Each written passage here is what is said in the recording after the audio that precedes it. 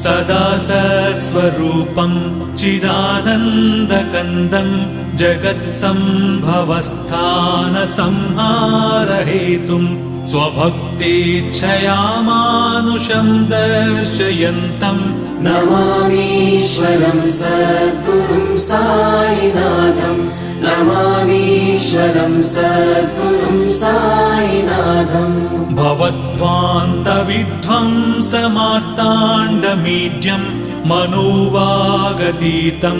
मुनिर्ध्यानगम्यं जगद्व्यापकं निर्मलं निर्गुणं त्वां नमामीश्वरं सद्गुरुं साईनाथं नमामीश्वरं सद्गुरुं साईनाथं भवाम्बोधिमग्नार्दितानां जनानां स्वपादाश्रितानां